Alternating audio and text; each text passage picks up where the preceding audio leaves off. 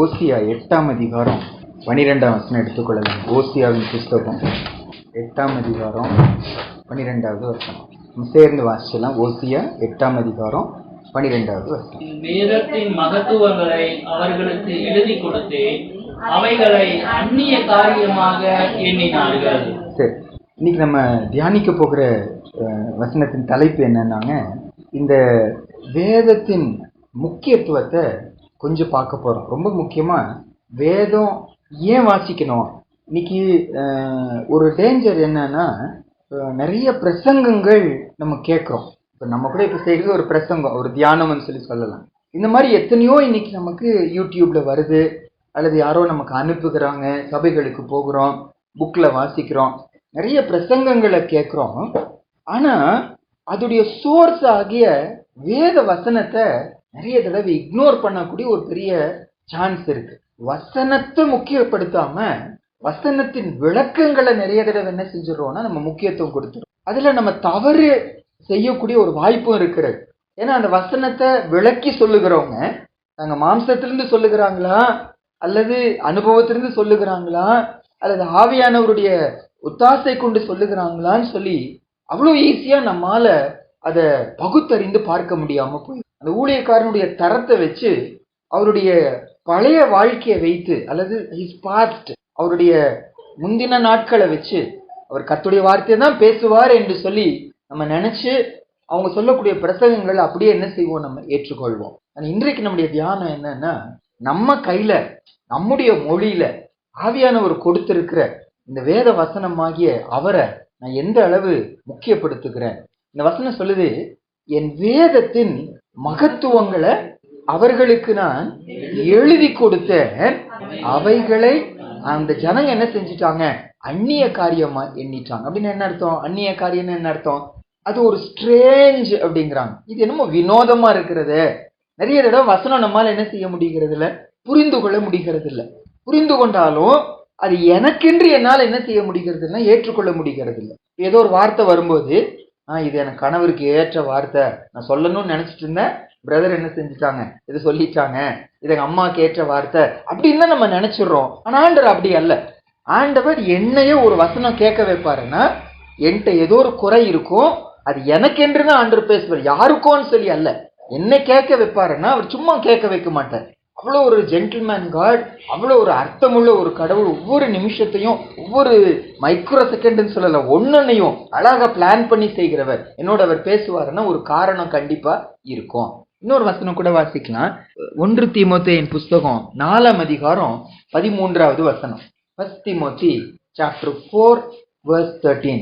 புதிய ஏற்பாடுல 288வது பக்கம். 1 தீமோத்தேயு 4ஆம் அதிகாரம் அதுடைய 13வது வசனம் வாசிக்கலாம். நம்ம சேர்ந்து வாசிக்கலாம்.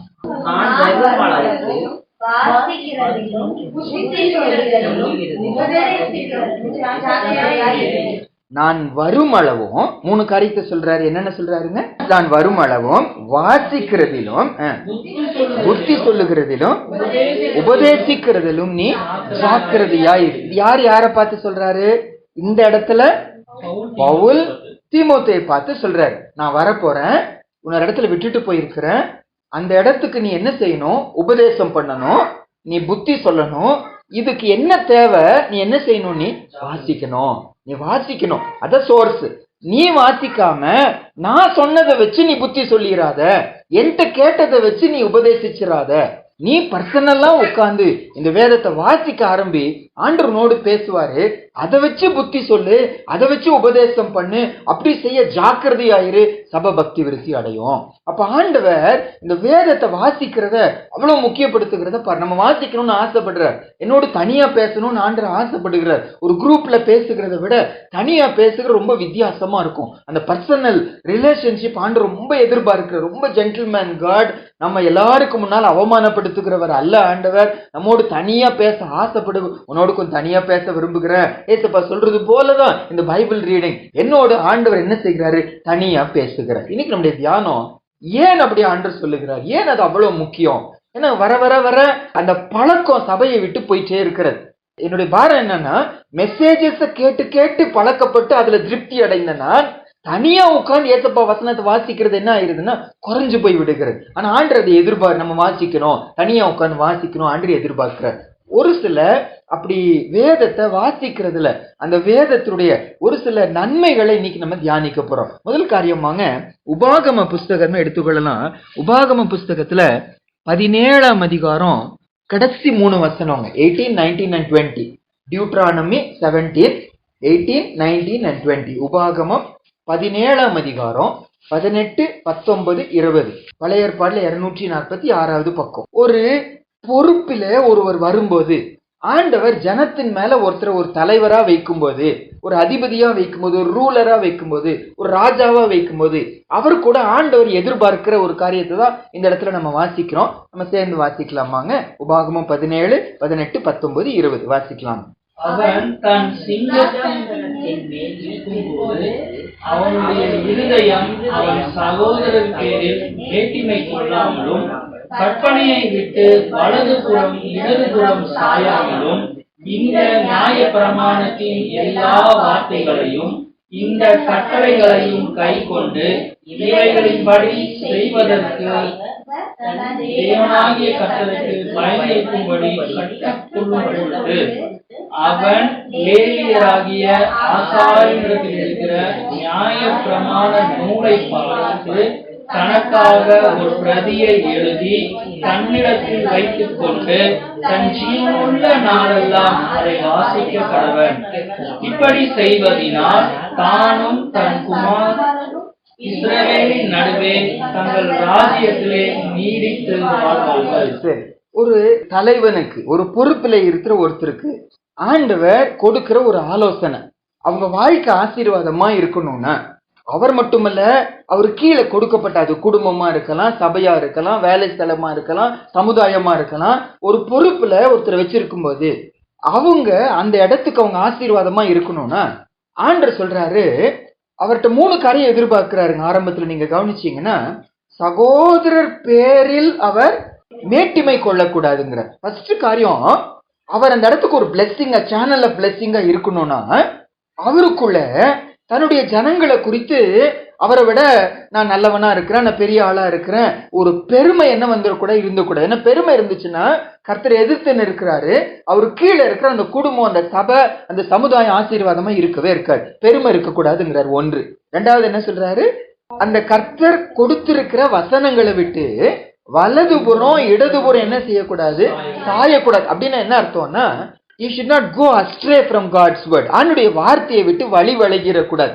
கொஞ்சம் அட்ஜஸ்ட் பண்ணிடலாம், சரி பரவாயில்ல, அவங்க சொந்தக்காரங்களாச்சு, அவங்க நம்ம மகனாச்சு, நம்ம மனைவியாச்சு, நம்ம கணவனாச்சு, நம்ம பிள்ளைங்களாச்சு அப்படின்னு சொல்லிட்டு வசனத்தை காம்ப்ரமைஸ் பண்ணிடக்கூடாது, சத்தியத்தை காம்ப்ரமைஸ் பண்ணிடக்கூடாது. முதல் காரியம் பெருமை வரக்கூடாது. 2வது வசனத்தை, சத்தியத்தைனா சத்தியத்தின்படி அவங்க என்ன செய்யணும், அதை நடக்கணும், அதுக்கு வலதுபுறம் இடதுபுறம் சாஞ்சிடக்கூடாது.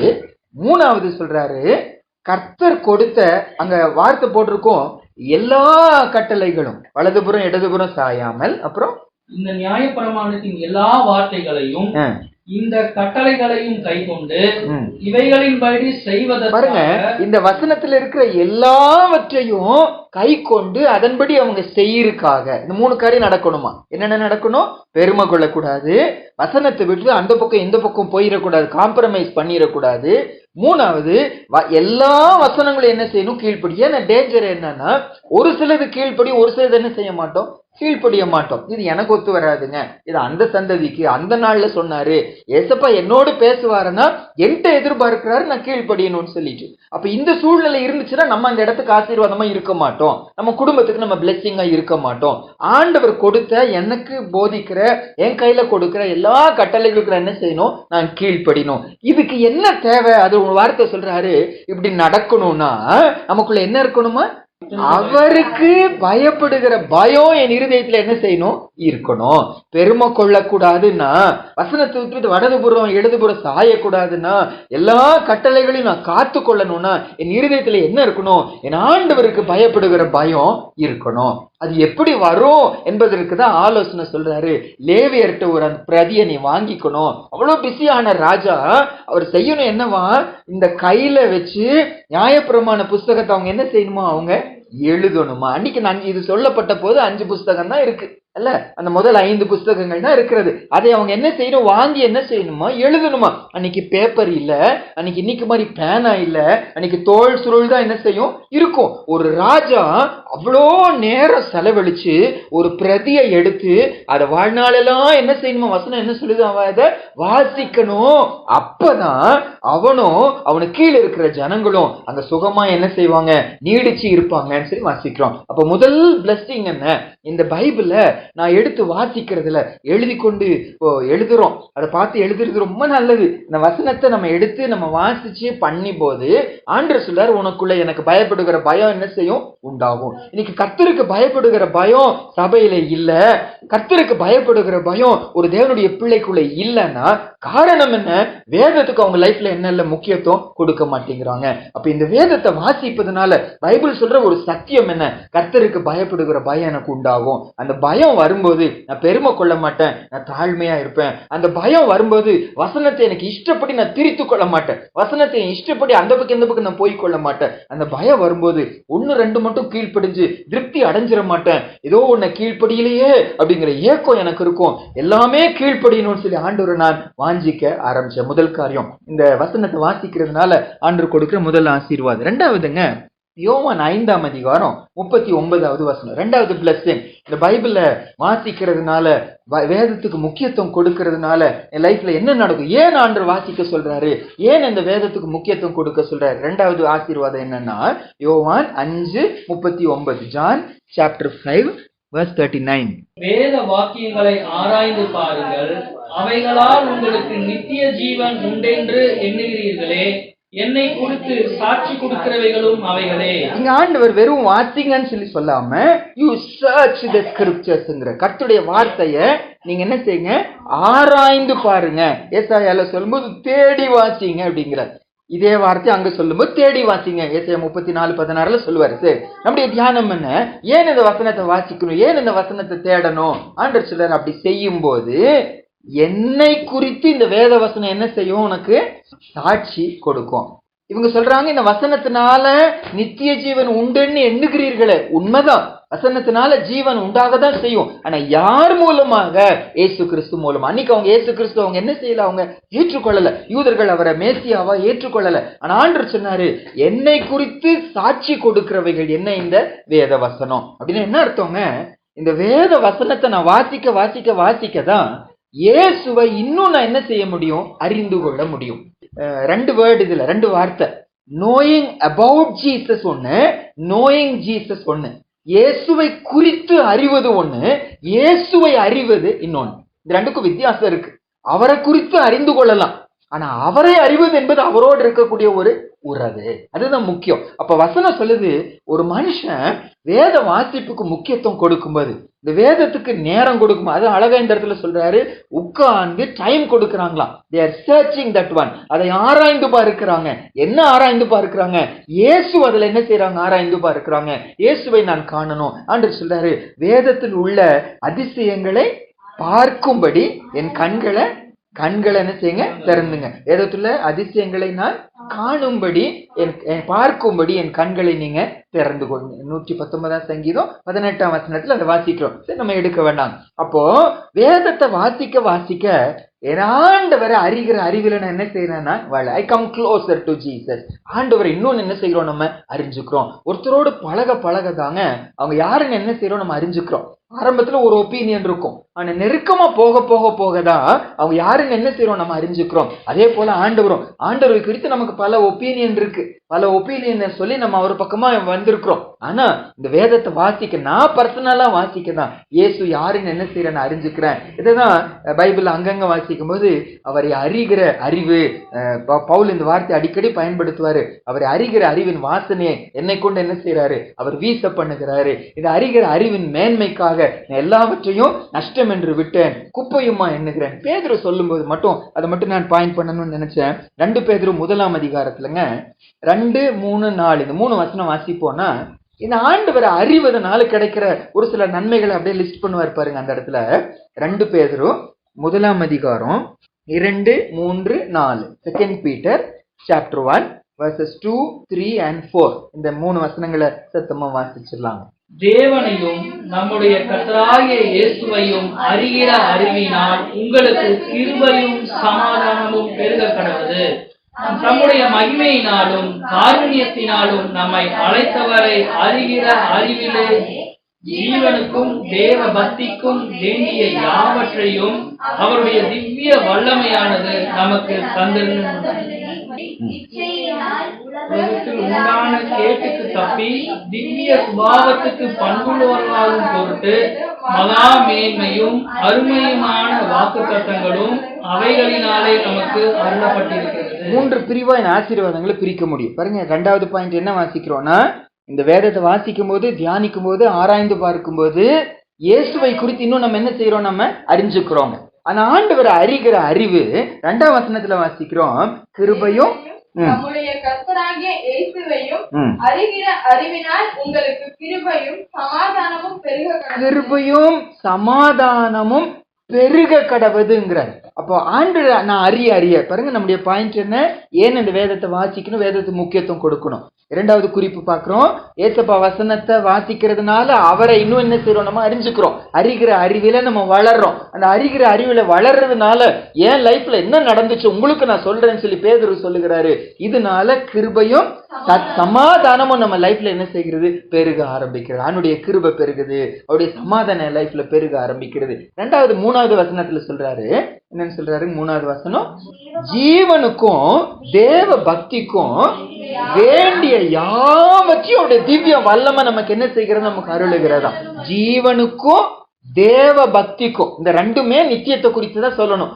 அந்த ஜீவனுக்குள்ள நான் போவதற்கு, அந்த ஜீவனுக்குள்ள போவதற்கு இங்க நான் தேவ பக்தியா வாழணும். அப்ப இந்த 2க்கும் தேவையான அத்தனை என்ன தேவையோ அப்படி அந்த நித்திய ஜீவனுக்குள்ள நான் பிரவேசிக்க, தேவ பக்தியாய் நான் வாழ எனக்கு என்ன தேவையோ, தேவையான ஆலோசனைகளை, தேவையான வார்னிங்க அத்தனையும் இந்த வேத வசனம் என்ன செய்து எனக்கு கொடுக்க ஆரம்பிக்குது. 3வது 4வது வசனத்துல சொல்றாரு, இச்சையினாலே உலகத்தில் உண்டான கேட்டுக்கு என்னை தப்புவித்து திவ்ய சுபாவத்துக்கு என்னை பங்குள்ளவர்கள் ஆவதற்காக வாக்குத்தத்தங்கள் நமக்கு என்ன செய்கிறது, அறிகிற அறிவினாலே அருளப்பட்டிருக்கிறதா. இந்த வசனத்தை வாசிக்க வாசிக்க ஆண்டவர் எனக்கு வாக்கு கொடுக்கிறாரு, எனக்கு பிராமிஸ் பண்றாரு. அவருடைய வாக்குத்தத்தங்களை பிடித்துக் கொள்ளுகிறோம். அதை பிடிக்க பிடிக்க இச்சையினாலே உலகத்தில் உண்டான ஒரு கேட்டுக்கு நான் என்ன செய்யறேன், நான் தப்புவிக்கப்படுகிறேன், இச்சையிலிருந்து விலக்கப்படுகிறேன். அவருடைய திவ்ய சுப டிவைன் நேச்சர், ஆண்டுடைய ஒரு திவ்ய சுபாவத்துக்கு நான் என்ன ஆகிறேன், பங்குள்ளவன். என் நேச்சரே மாற ஆரம்பிக்குது. இயேசுவோடு நெருங்க நெருங்க நெருங்க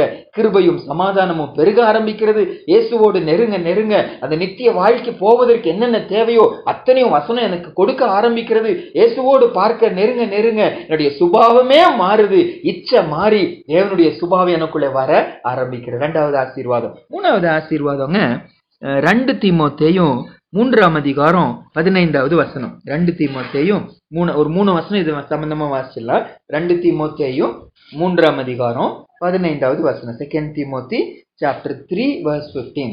கிறிஸ்து இயேசுவை பற்றும் விசுவாசத்தினாலே உன்னை ரட்சிப்புக்கு ஏற்ற ஞானம் உள்ளவனாக்கத்தக்க பரிசுத்த வேத எழுத்துக்களை நீ சிறுவயது முதல் அறிந்தவன் என்றும் உனக்கு தெரியும். பாருங்க, இந்த வசனம் என்ன சொல்லுது, இந்த வேத எழுத்துக்கள், இந்த வேத வசனம் ரட்சிப்புக்கு ஏற்ற ஒரு ஞானத்தை எனக்கு என்ன செய்தா, எனக்கு கொடுக்குதான். இந்த வசனம் தான் ரட்சிப்புக்கு ஏற்ற ஒரு ஞானத்தை, making me wise unto salvation. அந்த ரட்சிப்புக்கு தேவையான ஒரு ஞானத்தை இந்த வேத வசனம் நமக்கு கொடுக்க ஆரம்பிக்கும். அப்ப இந்த வேத வசனம் ஒருத்தர் லைஃப்குள்ள போலன்னா, வசனம் ஒருத்தர் அறியலன்னா அவங்க ரட்சிக்கப்படுவது ரொம்ப அரிதா போயிடும். அவங்க அற்புதத்துக்காக வரலாம், நன்மைக்காக வரலாம், ஆசீர்வாதத்துக்காக வரலாம், ஆனா நிலைச்சிருக்கவே மாட்டாங்க. வசனம் அறியதான் ரட்சிப்பு தேவைங்கிற ஞானம் என்ன செய்யறாங்க, அவங்க பெற்றுக்கொள்ளுகிறாங்க. ரட்சிப்புக்கு ஏற்ற ஒரு ஞானத்தை அவங்க பெறுகிறாங்கன்னு வசிக்கிறோம். இன்னொரு வசனம் வசிக்கலாம், 1 பேதுரு 1:23. 1 Peter 1:23. 1 பேதுரு 1ஆம் அதிகாரம் 23வது வசனம். இந்த வசனத்தை ஒரு சீட, ஒரு வித்து அந்த இடத்துல சொல்வாரு. அது ஒரு அழியாத வித்துன்னு சொல்லி சொல்வாரு. அந்த வித்து என்ன செய்கிறது அப்படின்னு சொல்லி சொல்லுவாரு. பாருங்க, 1 பேதுரு 1ஆம் அதிகாரம் 23வது வசனம் வாசிக்கலாம். அழிவுள்ள வித்தினாலே அல்ல, என்றென்றைக்கும் நிற்கிறதும் ஜீவனுள்ளதுமான தேவ வசனமாகிய அழிவில்லாத வித்தினாலே மறுபடியும் ஜெனிப்பிக்கப்பட்டீர்களே. மறுபடியும் பிறக்கிற ஒரு அனுபவம், ஒரு புதிதான வாழ்க்கைக்குள்ள போகிற ஒரு அனுபவம். மரிச்சு போன நம்ம, அக்கிரமத்துல பாவத்துல இருக்கிற நம்ம, இந்த அழிவில்லாத இந்த ஜீவன் உள்ள தேவனுடைய வசனங்கிற ஒரு சீடுனால அன்று மறுபடியும் நம்மள என்ன செய்யறாரு? உயிர்ப்பிக்கிறாரு, பிழைக்க வைக்கிறாரு. மறுபடியும் பிறந்த அனுபவத்தை எது கொடுக்குது? இந்த வசனம் தான் நமக்கு என்ன செய்தான்? கொடுக்க ஆரம்பிக்குது. 3வது வசனம் 1 தீமோத்தேயு 4ஆம் அதிகாரம் 16வது வசனம். 1 Timothy 4:16. 1 தீமோத்தேயு 4ஆம் அதிகாரம் 16வது வசனம். உன்னை குறித்தும் உபதேசத்தை குறித்தும் எச்சரிக்கையாயிரு, இவைகளில் நிலை கொண்டிரு. இப்படி செய்வாயானால் உன்னையும் உன் உபதேசத்தையும் கேட்பவர்களையும் ரட்சித்துக் கொள்வார். நம்ம 3 வசனம் வாசிச்சோம்.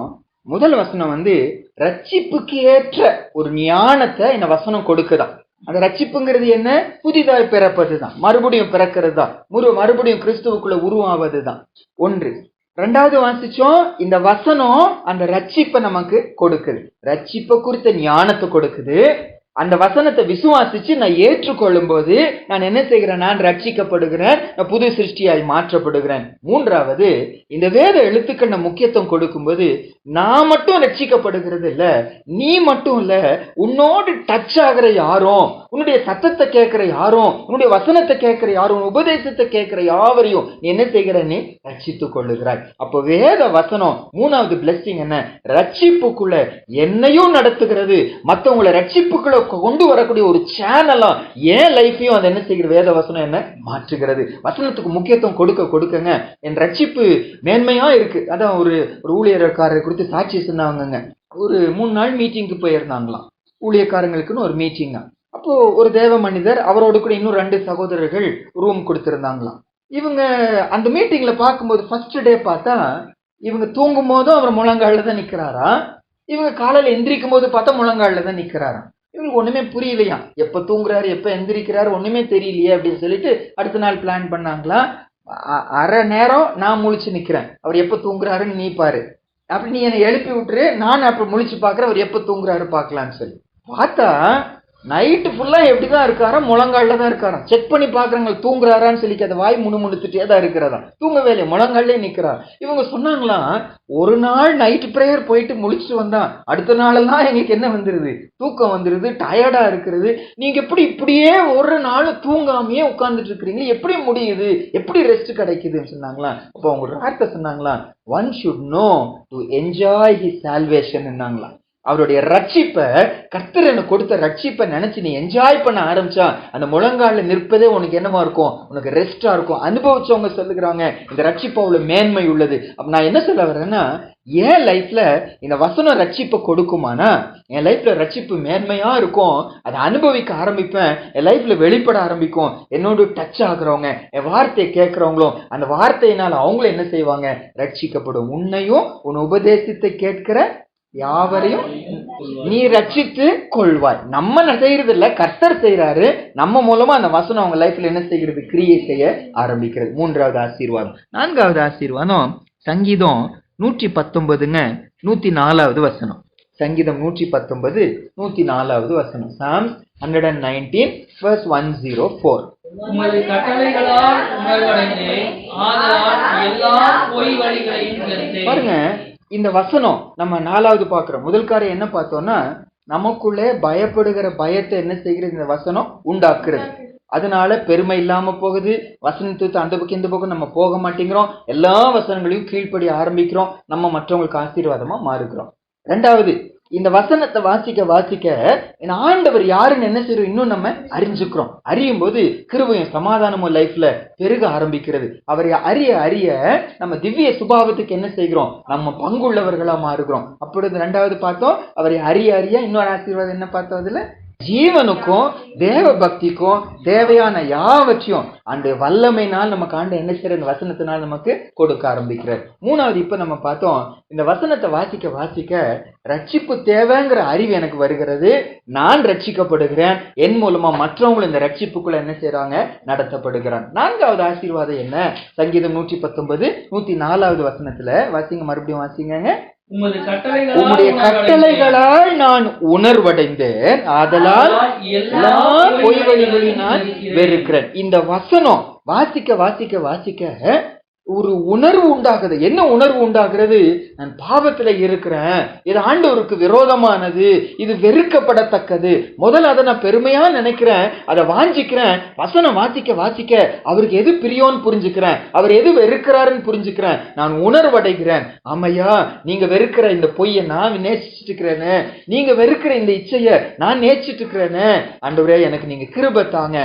பாவ உணர்வு கொள்ளுகிறேன். ரெண்டாவது யோவான் 15ஆம் அதிகாரத்துலங்க 3ஆம் வசனம் வாசிக்கலாம். நமக்கு தெரிஞ்ச வசனம் தான். பாவ உணர்வு கொள்ளுகிறோம். யோவான் 15:3 இந்த வசனம் கேட்க கேட்க இந்த வசனம் நம்மளை சுத்திகரிக்கிறது இடத்துல வாசிப்போம். யோவான் 15:3 வாசிக்கலாம். நான் உங்களுக்கு சொன்ன உபதேசத்தினாலே நீங்கள் இப்பொழுது சுத்தமாக. அப்போ ஆண்டவருடைய வசனத்தை கேட்க கேட்க எனக்குள்ள என்ன உண்டாகுது? சுத்திகரிப்பு. வெறும் பாவ உணர்வு மட்டுமல்ல, இப்போ உணர்வு எல்லாருக்கும் வருமா? இப்ப நம்ம ஒருத்தரை பார்த்து பேசும்போது பயங்கரமா அழுவது போல இருக்கலாம். தப்பு செய்யறோம், தப்பு செஞ்சிருக்கிறோம், உணர்வடைகிறோம். எவ்வளவு பேர் அப்படி சொல்றாங்க. கொஞ்ச நாள் முன்னால கூட யாரோ சொன்னாங்க, நான் செஞ்ச தப்பு அப்படியே அவருக்கு தெரிஞ்சு பேசுற மாதிரி இருந்துச்சுங்க, எனக்கு கண்ணெல்லாம் கண்ணீரா வந்துச்சு, ஆனா வாழ்க்கை மாறல. தப்பு செஞ்சிருக்கிறோம்னு உணர்த்தப்படுகிறாங்க, வசனத்தினால உணர்த்தப்படுகிறாங்க, ஆனா லைஃப் மாறல. அது பத்தாது, உணர்வடைந்து என்ன பிரயோஜனம்? அதனால நான் நரகத்துக்கு தப்பி வைக்க முடியுமா? இல்ல. அன்று நான் உணர்வடைஞ்சிட்டேன், 14 பிரயோஜனம் இல்லையே. அதுல இருந்து என்ன செய்யணும்? நான் சுத்திகரிக்கப்படணுமே. இந்த வசனம் கேட்க கேட்க இந்த வசனம் நம்மளை சுத்திகரிக்குது. அதான் 17ஆம் அதிகாரம் 17ஆம் வசனத்துல கூட, யோவான் 17ஆம் அதிகாரம் 17வது வசனம், நம்ம நல்ல தெரிஞ்ச வசனம். உங்களுடைய சத்தியத்தினாலே அவர்களை பரிசுத்தமாக்கும், உங்களுடைய வசனமே சத்தியம். இந்த வசனம் நம்மள சுத்திகரிக்கிறது அப்படின்னு சொல்லி வாசிக்கும். 119ஆம் சங்கீதத்திலும் 9ஆம் வசனத்துல தெரிஞ்ச வசனம் தானே. வாலிபன் தன் வழியை எதினால் சுத்தம் பண்ணுமார், உங்களுடைய வசனத்தின்படி தன்னை காத்து கொள்ளுகிறதுனால் தானே. அப்போ வசனம் பாவ உணர்வு கொள்ள வைக்கிறது. இந்த வசனம் என்னை சுத்திகரிக்க ஆரம்பிக்கிறது.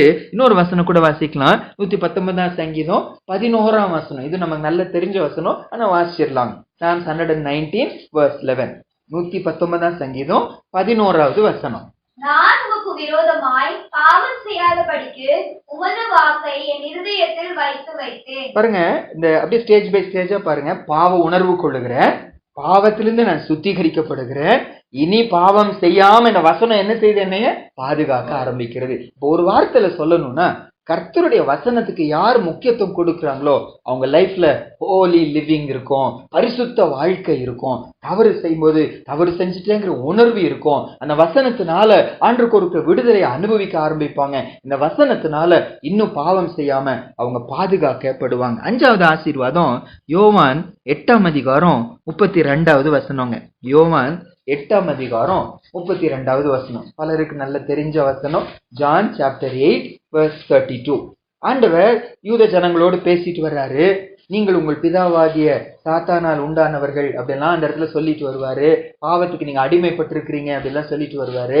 அதுக்கு நடுவுல சொல்லப்படுகிற ஒரு வசனம் யோவான் 8:32 வாசிக்கலாங்க. சத்தியத்தையும் அறிவீர்கள், சத்தியம் உங்களை விடுதலையாக்கும் என்றார். சத்தியத்தை அறிவீர்கள், இந்த சத்தியம் உங்களை என்ன செய்யும்? விடுதலையாக்கும். நம்ம இதுக்கு முன்னாலே வாசிச்சு யோவான் 17:17 அது என்ன சத்தியம்னு சொல்லி கேட்டா, உடைய வசனமே சத்தியம். வசனமும் சத்தியம் சொல்லாம வசனம் மட்டும்தான் என்னது? சத்தியம். இந்த சத்தியம் நம்மளை என்ன செய்கிறதா? நம்ம விடுதலை ஆக்குகிறதா. எதுல இருந்து விடுதலை ஆக்குகிறது? இந்த யோவான் 8ஆம் அதிகாரத்துல கண்டெக்ஸ்ட் என்னன்னு சொன்னா, பிசாசை குறித்து சொல்லிட்டு வர்றாருங்க. 44ஆம் வசனம் வாசிப்பீங்களாங்க? 8ஆம் அதிகாரம் 44ஆம் வசனம் வாசிங்க. அதுலயே 44வது வசனம். நீங்கள் உங்கள் பிதாவாகிய பிசாசானால் உண்டானவர்கள், உங்கள் பிதாவுடைய இச்சைகளின்படி செய்ய மனதாய் இருக்கிறீர்கள். அவன் ஆதி முதற்கொண்டு மனுஷ கொலைபாதகனாய் இருக்கிறான். சத்தியம் அவனிடத்தில் இல்லாதபடியினால் அவன் சத்தியத்தினாலே நிலைநிற்கவில்லை. அவன் பொய்யனும் பொய்க்கு பிதாவுமாய் இருக்கிறபடியால் அவன் பொய் பேசும்போது தன் சொந்தத்தில் எடுத்து பேசுகிறான். அப்ப இந்த சாத்தானுடைய அடிமைத்தனத்திலிருந்து அவனுடைய பொய்யிலிருந்து, வஞ்சனையிலிருந்து என்னை எது பாதுகாக்கிறது? இந்த கர்த்தருடைய சத்தியம் தான் என்ன செய்யுது? என்னைய பாதுகாக்க. சத்தியத்தை அறிய அறிய அறிய இதிலிருந்து நம்ம என்ன செய்கிறோம்? விடுதலையாக்கப்படுகிறோம். விடுதலை என்பது அதன் மேல கிடைக்கிற ஜெயத்தையும் அது என்ன செய்யும்? குறிக்கும். ஏசப்பா எனக்கு ஜெயம் கொடுக்கிறார். இன்னும் அழகான வசனம் 1 யோவான் 2ஆம் அதிகாரம் 14வது வசனங்க. கிறிஸ்டியன் லைஃப்ல குரோத்தை பத்தி சொல்லிட்டு வருவார். கிறிஸ்துவ வாழ்க்கையில வாலிப பருவம், இது சரீர பிரகாரமான வாலிபம் அல்ல, கிறிஸ்துவ வாழ்க்கையில வாலிப பருவத்தை அந்த இடத்துல சொல்லும் போது 1 யோவான் 2ஆம் அதிகாரம் 14வது வசனத்துல கவனிப்பீங்கன்னா வாலிபர்களை குறித்து சொல்லிட்டு வர 1 யோவானுங்க. 1 யோவான் 2:14. பிதாக்களே, ஆதி முதல் இருக்கிறவை நீங்கள் அறிந்திருக்கிறதினால் உங்களுக்கு எழுதுகிறேன். வாலிபரே, நீங்கள் பலவான்களா இருக்கிறதினாலும் தேவ வசனம் உங்களில் நிலைத்திருக்கிறதினாலும் நீங்கள் பொல்லாங்கனை ஜெயித்ததினாலும் உங்களுக்கு எழுதுகிறேன். கிறிஸ்துவ வாழ்க்கையில வாலிப பருவத்தை குறித்து ஆண்டவர் சொல்லும்போது அவங்க பராக்கிரமசாலிகள், பலவான்கள்ங்கிறார். எதனால பலவான்கள் ஆனார்களா? தேவ வசனம் உள்ளத்துக்குள்ள என்ன செய்கிறது? நிலைச்சு நிற்கிறது. ஆணுடைய வசனம் உள்ள நிலைச்சு நிற்கிறது. ஆகையால் பொல்லாங்கனை அவங்க என்ன செய்தாங்க? அவங்க ஜெயித்தாங்க. எபேசியர் 6ஆம் அதிகாரம் நம்ம எடுக்க வேண்டாம், இது வசனம் வேணா நமக்கு தெரிஞ்ச வசனம். ஆவிக்குரிய ஆர்மரை குறித்து சொல்லிட்டு வர சத்தியம்ங்கிற கச்ச, நீதிங்கிற மார்க்க வசனம் சொல்லிட்டே வரும்போது தேவ வசனத்தை குறித்து சொல்லும்போது தேவ வசனமாகிய ஆவியின் பட்டயம் அப்படிங்கிற, அது ஒரு ஆவியின் பட்டயம். அப்போ நம்ம என்ன தியானிக்கிறோம்? 5வது, இந்த வேத வசனம் யார் வாசிக்கிறாங்களோ, வேத வசனத்துக்கு யார் முக்கியத்துவம் கொடுக்குறாங்களோ, சத்துருவின் மேல அவங்க ஆண்டவங்களுக்கு என்ன கொடுக்குறாரு? ஜெயம் கொடுக்குற. அவனுடைய வஞ்சனைகள், ஏமாற்று காரியங்கள், அதுல இருந்தெல்லாம் நம்ம என்ன ஆகுறோம்? நம்ம விடுதலை ஆகுறோம்னு சொல்லி வேதம் சொல்லுது. 6வதாகங்க மத்தேயு 4ஆம் அதிகாரம் 4வது வசனம். நமக்கு தெரிஞ்ச வசனம் தான். பிசாசுக்கு எதிரான ஒரு போராட்டத்துல அந்த கல்லை சாத்தான் சொல்றான், நீங்க அப்பமாக்குங்க அப்படின்னு சொல்லி ஏசப்பாவை பத்தி சொன்ன போது ஆண்டவர் வசனத்தை பயன்படுத்தி பிசாசை ஜெயித்தாரு. என்ன சொன்னார் அந்த இடத்துல? மத்தேயு 4ஆம் அதிகாரம் 4வது வசனம் வாசிக்கலாமாங்க? Matthew chapter 4 verse 4. அவர் பிரதியுத்தரமாக, மனுஷன் அப்பத்தினாலே மாத்திரமல்ல தேவனுடைய வாயிலிருந்து புறப்படுகிற ஒவ்வொரு வார்த்தையினாலும் பிழைப்பான் என்று எழுதியிருக்கிறதே. அப்ப பைபிள்ல ஒரு வார்த்தை கூட வேஸ்டா போகாது. அழகா எழுதுறாரு, ஒவ்வொரு வார்த்தையும் உன்னை பிழைக்க வைக்கும் அப்படிங்கிற. இப்ப இந்த உடம்புக்குங்க, சரீரத்துக்கு ஆதாரம் இல்லைன்னா ரொம்ப நாள் உடம்பு என்ன செய்யாது? பிழைக்காது. போக போக போக பலவீனப்பட்டு போயிடும். இது சரீரம்.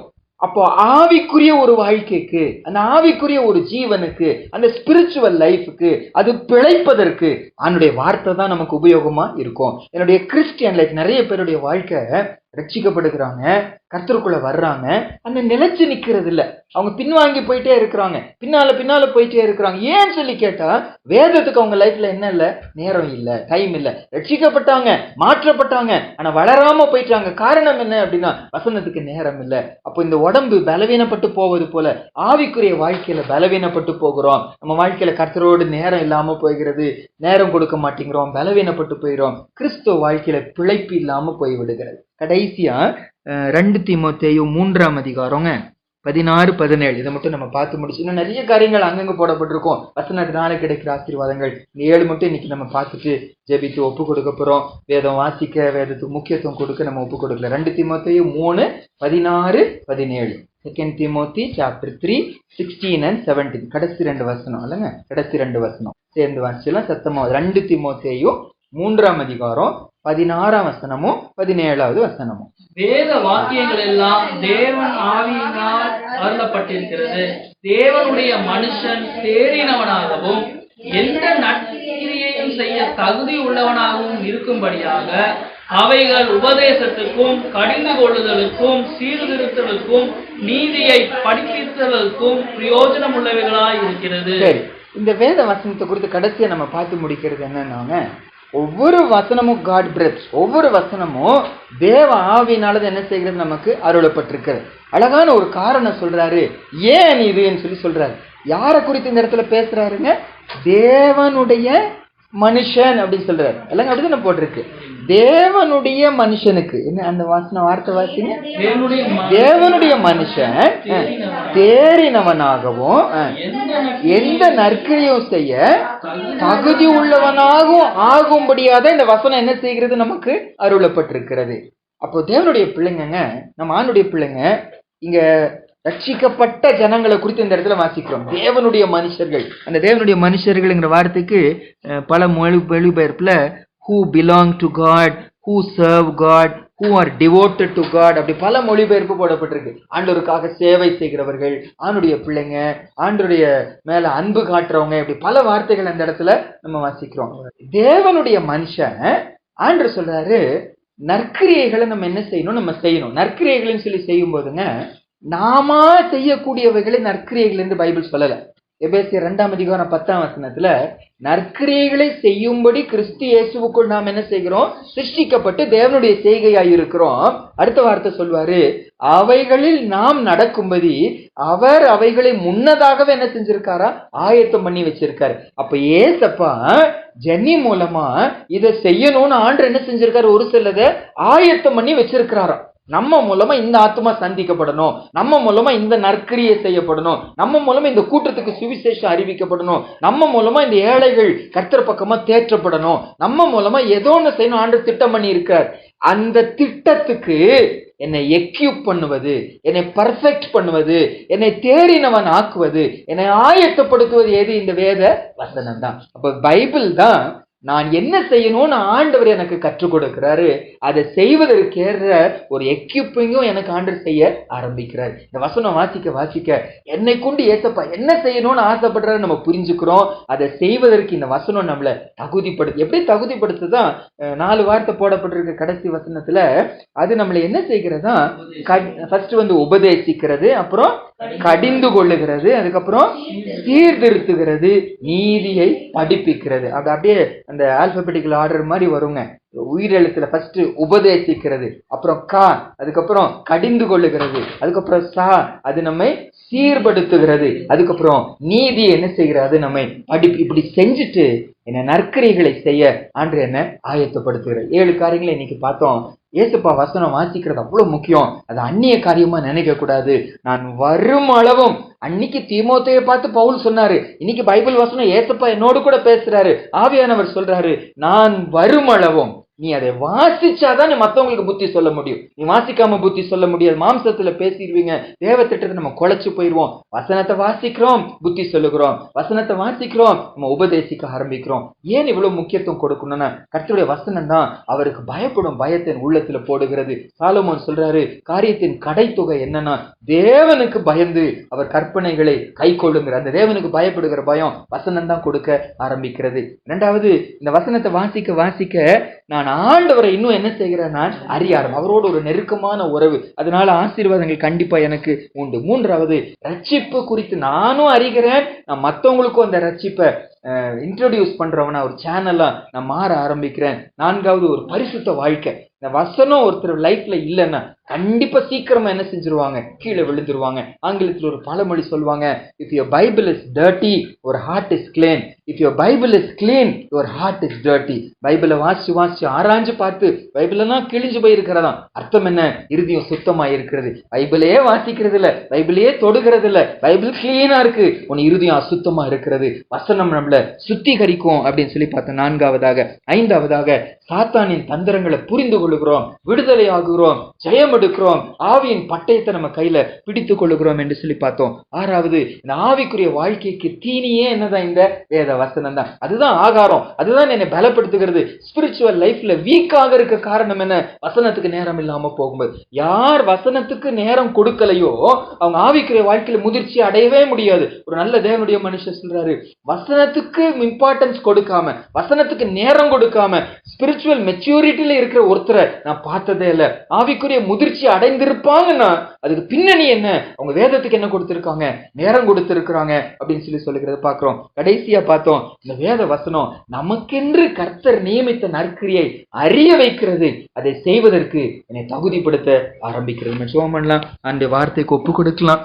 ஆண்டு வசனத்தை நம்ம இன்னும் வாசிக்கணும், இன்னும் தியானிக்கணும், ஆராய்ந்து பார்க்கணும், அதை நான் தேடணும். ஆண்டவர் நமக்கு கிருபை கொடுக்கணும். நான் வருமளவும் இதை செய்யுங்கன்னு ஏசப்பா சொன்னார். நான் வருமளவும் அப்பத்திலும் திராட்சை ரசத்திலும் கலந்து கொள்ளுங்கன்னு சொன்னது போல இந்த இடத்துல நான் வருமளவும் வாசிக்கிறதற்கு நீ ஜாக்கிரதையாயிரு. அப்பொழுதுதான் புத்தி சொல்ல முடியும், அப்பொழுதுதான் உபதேசிக்க முடியும். ஆண்டவர்ட்ட கிருபை கேட்கலாம். ஆண்டவரே, வேதத்தின் முக்கியத்துவத்தை நீங்க எனக்கு எழுதி கொடுத்திருக்கிறீங்க, மகத்துவங்களை கொடுத்திருக்கிறீங்க, உங்க இருதயத்தின் பாரத்தை எழுதி கொடுத்திருக்கிறீங்க, உங்க இருதய துடிப்ப வசனத்துல எங்களுக்கு புரிய வைக்கிறீங்க. இதை நாங்க அசட்டை பண்ணக்கூடாதுப்பா. இதுக்கு நான் டைம் கொடுக்கணும், இதுக்கு நான் தூக்கத்தை தியாகம் பண்ணணும், இதுக்கு கம்ஃபர்ட்ஸை நான் தியாகம் பண்ணணும். ஆண்டவர், எதை தியாகம் பண்ணினாலும் it is worth it Lord. அது தகுதி உள்ளது ஆண்டவரே. எங்களுக்கு கிருபை தாங்க. சேர்ந்து ஜெபித்து முடிக்கலாம். மகா பரிசுத்தம் உள்ள எங்க நல்ல பரம தகப்பனே, ஆண்டவரே, இன்று மாலை நேரத்துல எங்களோட நீங்க பேசி இந்த வசனத்துக்காக உமக்கு நன்றி செலுத்துகிறோம் சுவாமி. உண்மைதான் ஆண்டவரே, ஒருவேளை ஏதோ ஒரு விதத்துல நாங்க இந்த வசனத்துக்கு கொடுக்கிற நேரம் குறைந்து போய் கொண்டிருக்கிறதோ ஆண்டவரே, நீங்க உணர்ந்தவரா எங்களோட இன்னைக்கு பேசுறீங்கப்பா. அவ்வளோ கரிசனை உள்ளவரப்பா, எங்க லைஃப்ல அவ்வளோ அக்கறை உள்ளவர் எஸ்ப்பா. சின்ன சின்ன காரியம் கூட உங்க கவனத்துக்கு இல்லாம போகிறதே இல்லையா. அவ்வளோ எங்களை கவனிக்கிறீங்க, அவ்வளோ எங்க மேல அக்கறையா இருக்கிறீங்க. உங்களுடைய அன்புக்காக நன்றி செலுத்துகிறோம். உண்மைதான் ஆண்டவரே, எங்களுக்குள்ள குறைகள் உண்டு ஏசப்பா. முன்பு போல ஒருவேளை வசனத்துக்கு நாங்க நேரம் கொடுக்க மாட்டேங்கிறோம். ஒருவேளை ஒரு சில டைம் அது கடமையாய் போய் விடுகிறது. வாசிச்சு முடிக்கணும், இவ்வளவு வாசிக்கணும் என்று சொல்லி கடமையாய் போய் விடுகிறது. அது நீங்க பேசுகிற வார்த்தை என்று சொல்லி உணர்வோடு கூட நாங்க வாசிக்காம போய் விடுகிறோம். எங்களை மன்னிங்க. இன்று எங்களுக்கு கிருபை தாங்க ஏசப்பா. இந்த வேதத்துக்கு முக்கியத்துவம் கொடுக்க இது ஒரு ஸ்ட்ரேஞ்சா நினைக்காம, அந்நிய காரியமா நினைக்காம, இதெல்லாம் எனக்குரியது அல்ல என்று சொல்லி நாங்க நினைக்காம, சாக்கு போக்கு சொல்லாம, தூக்கத்தையோ கண்ணையோ வேற எதையோ நாங்க சாக்கு போக்கு சொல்லாம உங்க வசனத்துக்குரிய மரியாதையை நாங்க கொடுக்க, கனப்படுத்த, அதனால கர்த்தர் எங்களுக்கு வச்சிருக்கிற மேன்மையான நன்மைகளை எங்க முன்னால வச்சிங்களே. பயப்படுகிற பயம் உனக்குள்ளே உண்டாகும் சொன்னீங்க. உண்மைதான் ஆண்டவரே, எங்களுக்கு பயப்படுகிற பயம் குறைஞ்சதுனாலதான் பெருமை வந்து விடுகிறது, திசை திருப்பப்பட்டு விடுகிறோம், வார்த்தைக்கு நாங்க கீழ்ப்படிய மாட்டேங்கிறோம். எங்களை மன்னிங்க ஏசப்பா. ரட்சிப்பை குறித்த ஞானம், மற்றவங்களுக்கு நாங்க ரட்சிக்கப்படுவது மட்டுமல்ல, மற்றவங்களை ரட்சிப்புக்குள்ள நடத்துவது குறைச்சல் ஆகிறதுக்கு காரணம் வசனத்துக்கு நாங்க முக்கியத்துவம் கொடுக்காம போயிட்டோம். உண்மை நாங்க இன்னும் அறியாம போயிட்டோம். உங்களை அறியாததுனாலதான், என்னை அறியாததுனாலதான் பாவம் செய்கிறாங்க என்று சொல்லி வசனத்துல வாசிக்கிறோமே. உண்மை நாங்கள் அறியாம போயிட்டோம், தப்பெண்ணம் கொன்று விடுகிறோம். எங்களை மன்னிக்கும்படி நாங்கள் ஜெபிக்கிறோம். இன்னும் பரிசுத்த வாழ்க்கை எங்களுக்குள்ள வேணும் ஆண்டவரே. எத்தனை அசுத்தங்கள் உண்டு, நீர் எவ்வளவோ பரிசுத்தம் உள்ளவர். எத்தனை விஷயத்துல எங்களுக்குள்ள பாவம் உள்ள நுழைஞ்சு விடுகிறது, அதை கண்டுகொள்ள மாட்டேங்கிறோம். வசனத்தினால நாங்க கண்டுகொள்ளவும், பிசாசின் தந்திரங்களை புரிந்து கொண்டு அவன் மேல நாங்க ஜெயம் எடுக்கவும், ஆவிக்குரிய வாழ்க்கையில இன்னும் பலன் அடையவும், நீங்க எங்களுக்காக நியமித்த நற்கிரியைகளை உங்க பலத்தோடு செய்து முடிக்க உங்களோடு வந்து சேர எங்களை ஆயத்தப்படுத்துங்க. எங்களோடு பேசினதற்காக ஸ்தோத்திரம். இந்த வசனத்தை ரெக்கார்டிங் மூலமா யாராவது கேட்டுக்கொண்டிருந்தாலும் அவங்க லைஃப்லயும் இந்த வசனத்தை வாசிக்கணுங்கிற ஒரு ஏக்கத்தை கர்த்தர் உண்டாக்குவதற்காக ஸ்தோத்திரம். வசனத்துக்கு முக்கியத்துவம் கொடுக்கவும், இது வெறும் அறிவளவா போகாம இது இருதய அளவா போக, அதை எனக்கென்று எடுத்துக்கொள்ள, அதை விசுவாசிக்க, கீழ்ப்படிய, அதுக்கு நாங்க விட்டு கொடுக்க, அப்படியே விட்டு கொடுக்க, எல்லா வார்த்தைக்கு விட்டு கொடுக்க கிருபை செய்யுங்க. துதிகான மகிமை உமக்கு செலுத்துகிறோம். இயேசுவின் மூலம் ஜெபிக்கிறோம் நல்ல பிதாவே. ஆமென்.